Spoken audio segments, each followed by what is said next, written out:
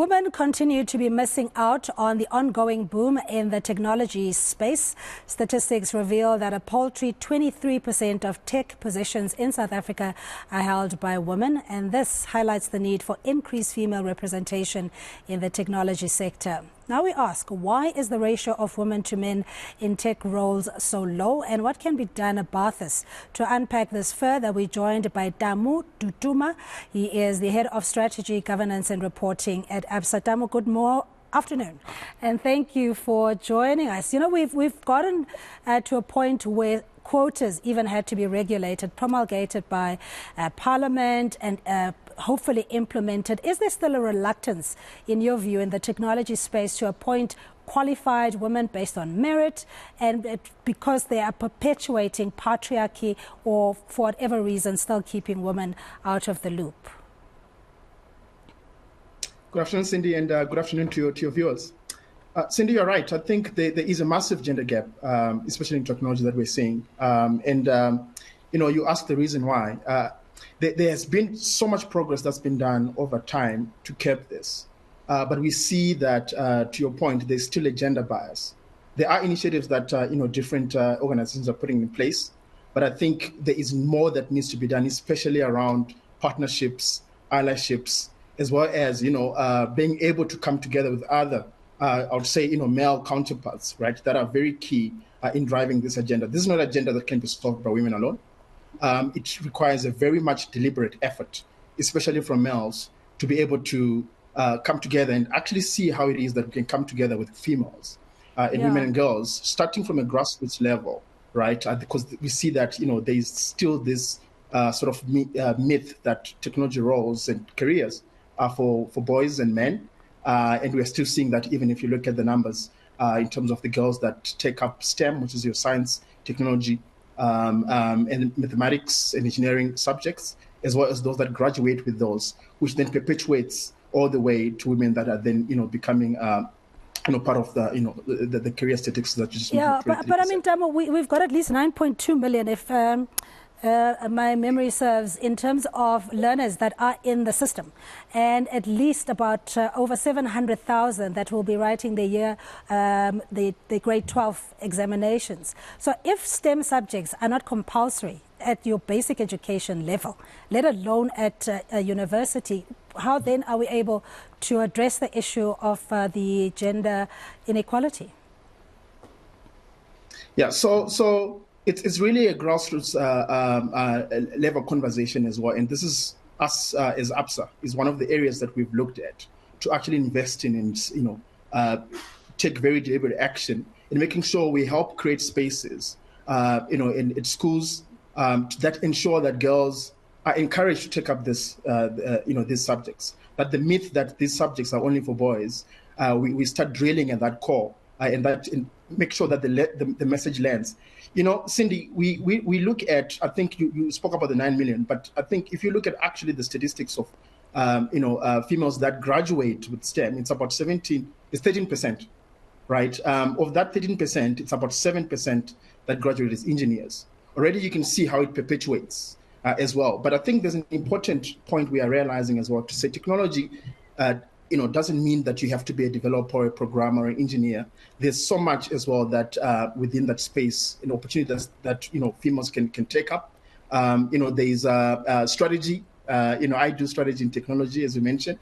There is regulation that needs to be looked at, right? There's also reporting and all these other various support roles that women in technology can also take up, in addition, right, to the core skills of being a developer and being an engineer.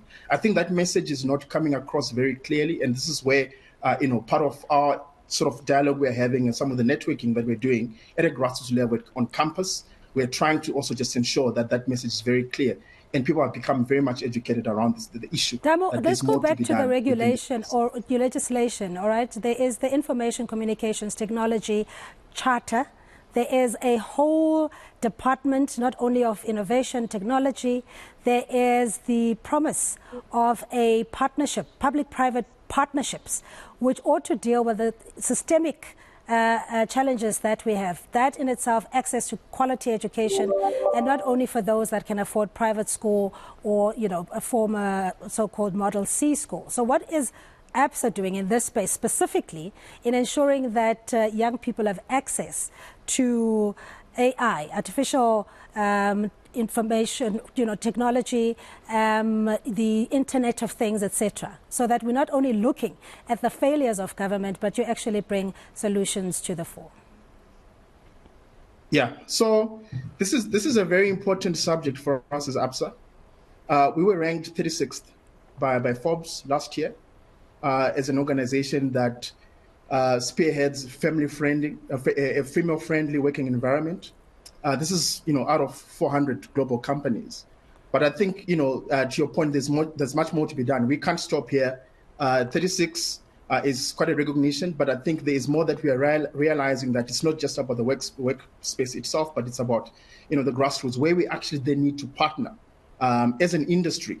And one of the things we've done is we've partnered with an organization called the Women in Technology organization, which has an ambition, Cindy, to empower 5 million girls in technology by 2030. And this is an organization that, it's quite pivotal within this agenda, is they partner as well with other companies and technology companies and other NPOs that also touch on some of the things that you've mentioned around regulation, and also just ensuring that where our effort, ends, they take up that forward as well from a global scale, because we operate in certain jurisdictions. So the ambition is global. And this is an ambition that we think is actually, not something that we just want to drive within the South African context in the markets that we operate, but globally as well. So this is quite key. And also preparing children, as you're saying, for the global, from a global perspective, is to ensure that South African learners are able to explore opportunities outside of South Africa if they choose to do so. But the quality of education is very important. Just in wrapping up, when we talk about technology, it's a very broad discipline with various other opportunities. So you may not necessarily be coding or, a software developer, etc. Talk us through some of the opportunities young people may be watching who are not sure what they want to do post-matric or what qualification to apply for. What are some of the low-hanging fruits or, opportunities within the tech space? So Cindy, like I said, and you've mentioned it, it's not just about coding or being a developer, being an engineer. But the ecosystem around technology involves so many disciplines.